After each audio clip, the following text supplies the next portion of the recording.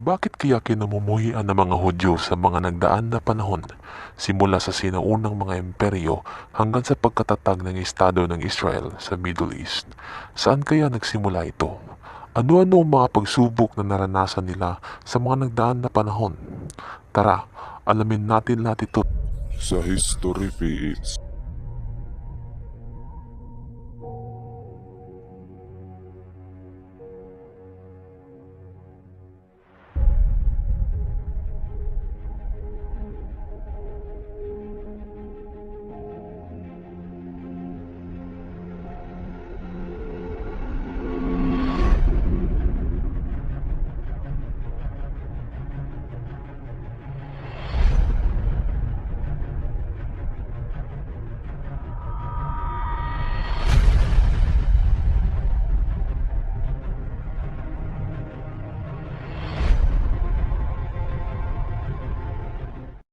Pero bago natin simulan, huwag kalimutan mag-like, mag-subscribe at i-hit ang notification bell para updated ka sa mga video na kagaya nito. Ang paksa nating ito ay babanggitin natin ang terminong anti-Semitism. Ang ibig sabihin nito ay ang pagkutya, diskriminasyon, pag-alipusta sa mga lahing Semites. Ang terminong anti-Semitism ay unang lumabas noong 1879 na inimbento ng German journalist na si Wilhelm Marr. Ang Semitism ay kinuha sa pangalang Semites. Ito ay grupo ng mga tao na nagsasalita ng Semitic na lingwahe, katulad ng mga Arabs, Hebrews, ang iba ay Ethiopians, at ang iba pang bansang matatagpuan sa Middle East at Horn of Africa. Bagamat maraming mga salinlahi ang Semites, pero ang pangunahing punteriya ng anti-Semitism ay ang mga Hebrews. Ang Hebrew ay may malalim na kasaysayan ayon sa mga historiador at sa mga Bible scholar. Galing ang mga Hebrew sa lahi ni Abraham, Isaac at Jacob. Kalaunan ng mga Hebrew ay nakatagpo ng panibagong relihiyon noong 922 BCE na naniniwala sa iisang Diyos na si Yahweh, at ito ang relihiyong Judaism. At ang mga taong sumusunod sa relihiyong ito ay tinatawag na Jew o Hudyo sa Tagalog. Ang salitang Judaism ay kinuha sa pangalan ng kaharian ng Juda. Naitatag ito pagkatapos ng pagkamatay ni Haring Solomon, ang ikatlong hari ng Israel. Ang pagkamatay ni Solomon ay nagresulta sa pagkahati nito sa dalawang kaharian. Ito ang kaharian ng Israel at ang kaharian ng Juda. Sinakop ng Assyria ang Israel sa pamumuno ni Sargon II at si Sennacherib naman sa Juda. Nang humina ang Assyria, sinakop ng Babylonia ang dalawang kaharian. Pagkatapos humina ang Babylonian, sinakop naman ito ng Imperyong Persia sa pamumuno ni Cyrus the Great, kung saan tinulungan niyang makalaya ang mga Hudyo sa Babylon. Pagkatapos sumunod ng Macedonian king na si Alexander the Great, at sumunod dito ang kanyang mga general.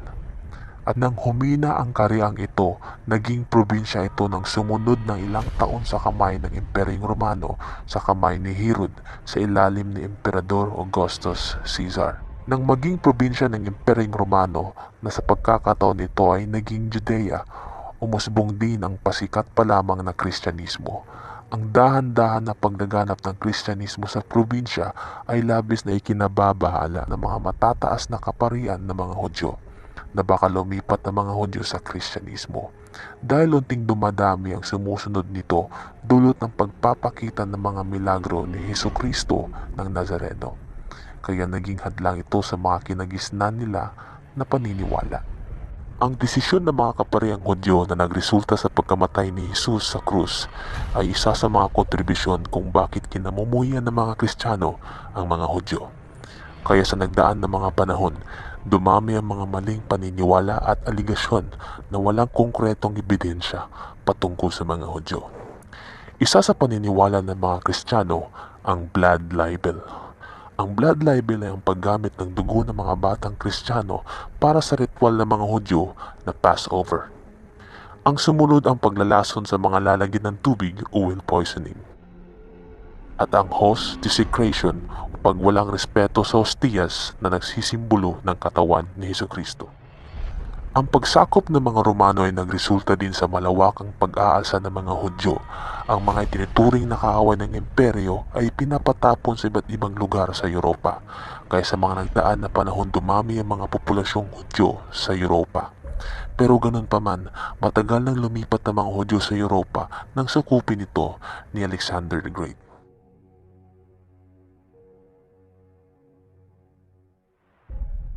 Sa mga nagdaan na panahon, parami ng parami ang mga Hudyo sa Europa at naging matagumpay sa kani-kanilang karera sa pagninegosyo. Masinop ang mga Hudyo kung pera ang pag-uusapan. Iniipon nila ito at kapag dumami ito tsaka nila ito papahiram sa iba na may kapalit na interes. Dahil sa katayuan ng mga Hudyo sa larangan ng money lending at pagbabangko, ito ay naging dahilan ng pagkagalit ng ibang mamamayan sa Europa. Dahil ang mga sinaunang Kristiyano ay hindi pinapayagan ng simbahan na magpataw ng interes sa pinapahiram na pera. Ginagawa ding dahilan ng mga Kristiyano na malaking kasalanan ang pagpapataw ng mataas na interes sa hinihiram na pera. Kapag nakakarinig sila ng mga Hudyo na inahalin tulad nila ito kagad sa pera at interes, ang mga galit at puot na ito ay naipasa sa mga sumusunod na henerasyon kaya naging mainit ang tingin ng mga Hudyo sa Europa. Sa pagkakataong ito, hindi lang blood libel, will poisoning, at host desecration ang dahilan kung bakit galit ang mga tao sa Hudyo, kundi pati na rin ang pang-ekonomiya ng katayuan ng Hudyo sa lipunan na kinaiinggitan ng mga nakararami. Sa panahon ng Middle Age, lumakas ang simbahang Katoliko at dumami ang mga religious fanatic o labis na paniniwala sa reliyon na halos isakripisyo ng sarili para lang sa paniniwala. Sa panahon din na ito lumawak ang ideyang deicide o God-killing. Ang ibig sabihin nito na responsable ang lahat ng mga Hudyo sa pagkamatay ni Hesukristo. Kaya na lamang marami ang mga inosenteng Hudyo ang napapatay sa panahon ng Middle Age. Noong 1096 naganap ang People's Crusade sa pamumuno ni Peter the Hermit na kumitil ng maraming Hudyo. Dala-dala ng mga panatikong ito ang paniniwala na salot ng mga Hudyo sa lipunan at ginawang mortal na kaaway ng simbahang Katoliko. Ang pagmasaker dulot ng krusada o crusade ay naging dahilan ng paglipat ng mga Hudyo sa Poland noong 1264 kung saan mainit silang tinanggap ng prinsipe na si Boleslav the Pious. Mas lalo pang naprotektahan ng mga Hudyo nang gumawa ng legal na kasunduan si Casimir the Great na dapat lahat ng mga Hudyo sa Poland ay pantay ang pagtrato at protektahan. Ang proteksyon na tamasa ng mga Hudyo sa Poland ay hindi ibig sabihin ligtas na sila sa pag-uusig ng mga Kristiyano dahil marami pa ring Hudyo na naninirahan sa iba't ibang lugar sa Europa. Nang maganap ang Black Death sa Europa noong 1347 hanggang 1352, isinisi ng mga Europeo na galing daw ang sakit sa mga Hudyo dahil sa panahon na iyon hindi masyadong naapektuhan ang mga Hudyo dahil nakaugalian nila ang paghuhugas ng kamay na naglalayo sa kanila sa sakit at sa panahon ng Middle Age uso ang paniniwala sa mangkukulam at mahika. Sapagkat konti lamang sa mga Hudyo ang natamaan ng sakit na ito, isinisi ng mga karamihan na dala ng mga Hudyo ang sakit. Pero kalaunan, ang sakit pala ay galing sa garapata ng mga daga na nagdadala ng bakterya na kung tawagin ay Yersinia pestis. Sa Espanya naman noong 1478, nagsagawa ng kautusan si Ferdinand II at Queen Isabella I na lipunin ang lahat ng mga heretics o mga taong salungat ang paniniwala sa tanggap ng nakararami sa lipunan. Ang mga biktima dito ang mga dating Muslim at Hudyo na nagpalit ng reliyong Kristyanismo. Pinaparusahan sila at sinusubukan silang umamin sa kanilang mga kasalanan ukol sa pagtutol sa simbahan na hindi naman nila ginawa o gawa-gawa lamang ng mga Kristiyano para iparating na traidor sila sa mata ng hari ng Espanya. Ang institusyon na nagsasagawa ng kampanyang ito ay ang simbahang Katoliko. Ito ay mas kilala sa tawag na Inquisition o Spanish Inquisition. Sa Russian Empire naman noong 1881 to 1906, nagkaroon ng malawakang massacre sa mga Hudyo at ito ay tinaguriang pogroms. Ang naging mitsa daw ng pogrom sa Russia noong ipinaslang ang kanilang leader na si Tsar Alexander II. Sinasabing may lahi daw na Hudyo ang pumaslang, kaya sinisi nila ang Hudyo. Ang kasalanan ng isa ay naging kasalanan ng lahat ng Hudyo. Maging inosente man ay nadadamay. Isa ito sa pinakamarahas na pagpatay ng lahi noong ika-19 na siglo. Pagsapit ng 1933 nabuo ang ideolohiyang Nazism sa pamumuno ni Chancellor Adolf Hitler. Isa sa mga layunin niya na lipunin ng mga lahing Hudyo, pero hindi niya ito binigla. Dahan-dahan ang kanyang pagplano sa kanyang anti-Jew campaign. Isa sa mga dahilan niya kung bakit galit siya sa mga Hudyo dahil sila daw ang dahilan kung bakit bumagsak ang Germany sa World War I. Pinagkait daw sila sa mga negosyanteng Hudyo na suportahan ng pakikipagdigma. Isa pa sa teorya, ninakaw daw ng mga Hudyo ang kaban ng bayan at pinagtataka nila na sa panahon ng pagbagsak ng ekonomiya noon ay nananatili pa rin salat sa pangangailangan ng mga Hudyo at hindi lamang naghirap katulad nila. Isa din sa ikinagagalit niya, ang kadalasang membro ng Communist Party sa Germany ay mga Hudyo at ayaw niya sa mga komunista. Ang ibang dahilan ay masyadong personal, katulad na lamang noong kabataan niya na hindi siya tinanggap ng Fine Arts School dahil hindi siya kwalipikado, at ang tansya niya na ang membro ng Fine Arts Committee ay ang mga Hudyo.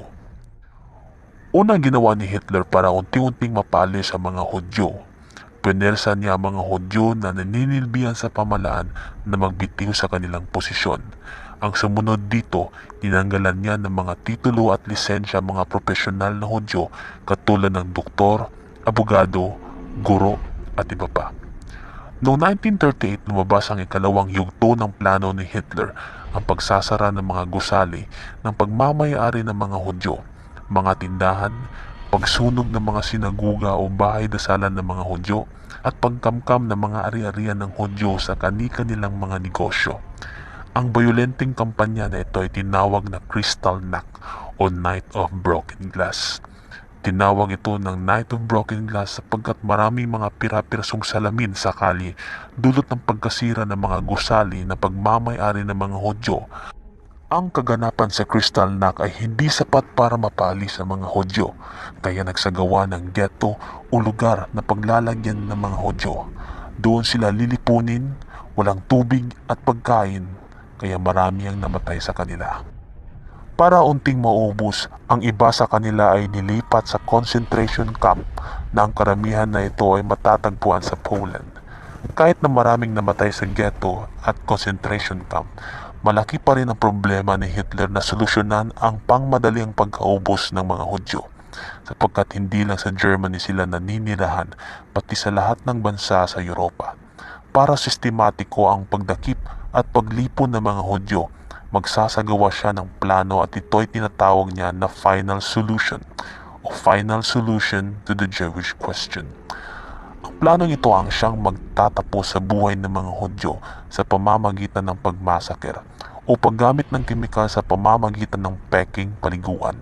Ipapasok ang mga Hudyo dito sa paliguan at tela ba na niligo sila na grupo. Pero lingid sa kanilang kalaman, isa palang laso ng nilalagay sa daluyan ng tubig sa mga paliguan, at ito ang kinamamatay nila at pagkatapos susunugin ng kanilang mga katawan. Magagawa lamang ito sa pamamagitan ng kolaborasyon ng mga tao sa lipunan na kumakampi sa Nazi at sa tulong ng mga general na inatasan sa iba't ibang dako sa Europa. Ang mga kaganapan sa malawakang pagpatay o genocide ng mga Hudyo sa panahon ng World War II ay tinatawag na Holocaust. Tinatayang 6 na milyong Hudyo ang namatay sa Holocaust. Ang pagwawakas ng Holocaust nung sumuko ang Germany sa Allies noong May 7, 1945. Para palakasin ang moral ng mga nangihinang Hudyo, nagplano ang mga Allies na kung saan ililipat ang mga Hudyo at napagdesisyonan nila sa Palestine, sapagkat dito nagmumula mga sinaunang Hudyo. Pero hindi madali ang planong ito. Dadaan muna sa butas ng karayom ang mga Allies. Ang isa sa malaking problema nila ang pakikipagnegosasyon sa mga Palestinian Arabs dahil sa katotohanan hindi tanggap ang mga Hudyo sa Palestine at handang protektahan ng ibang Islamic State ang Palestine kung sakaling magkakaroon ng digmaan sa pagitan ng Israelites at Palestinian. Pero ganun pa man, ipinagpatuloy ng allies ang kanilang plano at naitatag na ang Estado ng Israel noong May 14, 1948 sa pamumuno ni Chairman David Ben-Gurion.